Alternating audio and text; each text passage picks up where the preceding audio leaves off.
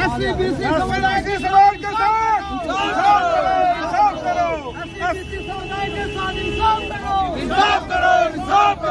Kashmir good administration हाय Kashmir good administration हाय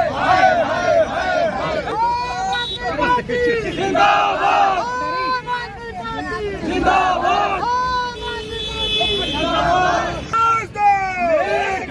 आवाज दो आवाज दो इनकलाब जिंदाबाद इनकलाब जिंदाबाद इनकलाब जिंदाबाद इनकलाब जिंदाबाद हम एक हैं हम नहीं सहेंगे नहीं सहेंगे SC/BC समाज के साथ गलत हम नहीं सहेंगे। कठुआ एडमिनिस्ट्रेशन मुर्दाबाद कठुआ एडमिनिस्ट्रेशन मुर्दाबाद कठुआ एडमिनिस्ट्रेशन मुर्दाबाद गरीबों के साथ भेदभाव करना बंद करो बंद करो एडमिनिस्ट्रेशन मुर्दाबाद कठुआ एडमिनिस्ट्रेशन मुर्दाबाद आवाज दो कठुआ एडमिनिस्ट्रेशन मुर्दाबाद गरीबों पे अत्याचार बंद करो एडमिनिस्ट्रेशन होश में आओ ऐसे लोगों के साथ इंसाफ करो कठुआ एडमिनिस्ट्रेशन मुर्दाबाद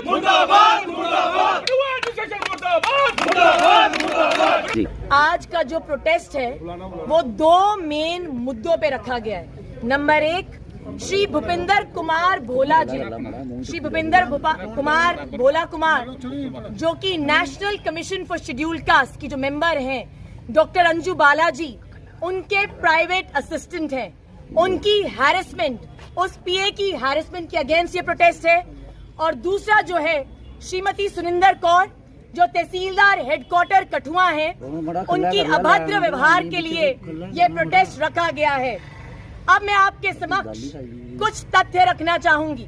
सबसे पहला तथ्य, 2 और 3 दिसंबर 2022 को हम लोग खुद कुछ रिप्रेजेंटेटिव्स के साथ मैडम डॉक्टर अंजू बालाजी से मिले और एक रिप्रेजेंटेशन जो है उनके समक्ष रखी गई।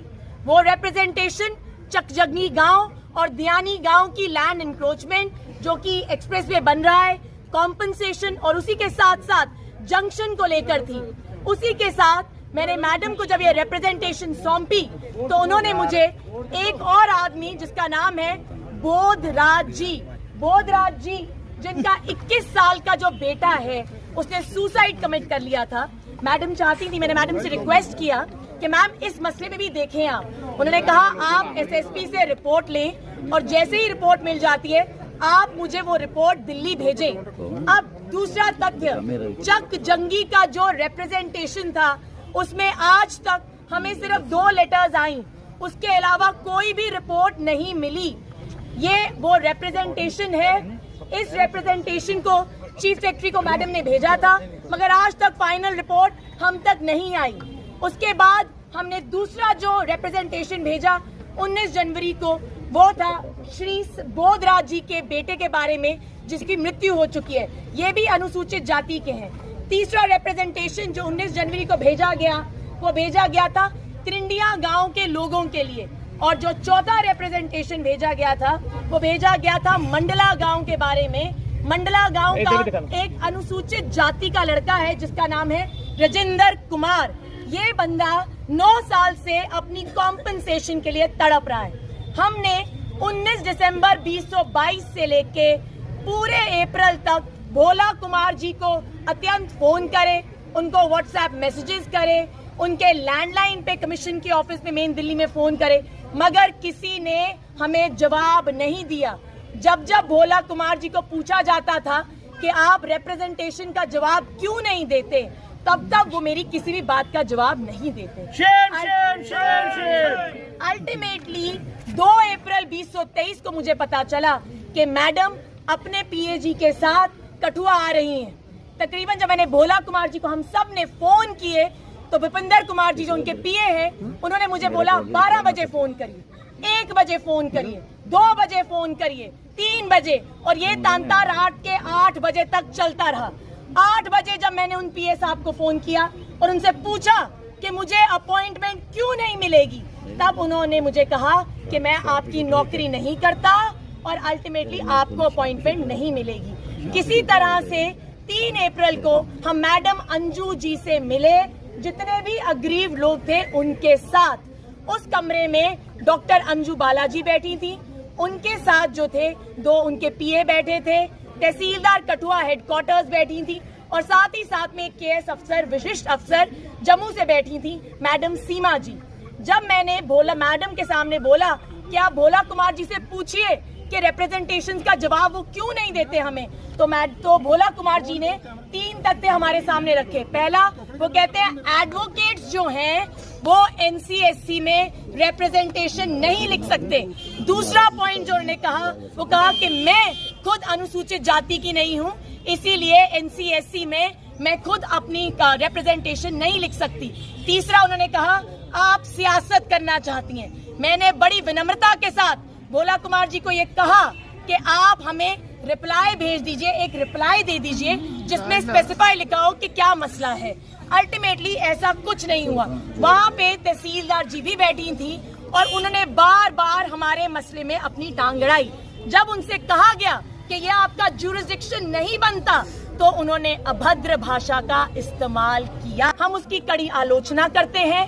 पीएजी ने जिस ढंग से हमारी फाइलें दबाई, उसकी हम कड़ी आलोचना करते हैं। जो शब्द हैं वो ब्रह्म रूप हैं। शब्दों से ही आप उठ सकते हैं, शब्दों से ही आप गिर सकते हैं। मेरी कठुआ एडमिनिस्ट्रेशन से यही विनम्र निवेदन होगा कि अगर आपकी तहसीलदार हेडक्वार्टर्स एक पढ़ी लिखी वकील के साथ इस तरह से बात कर सकती हैं, तो बाकी लोगों के साथ वो किस ढंग से बिहेवियर करती होंगी। क्या लगता है मैम, इस तरह का आयोग जो है मात्र दिखावा है?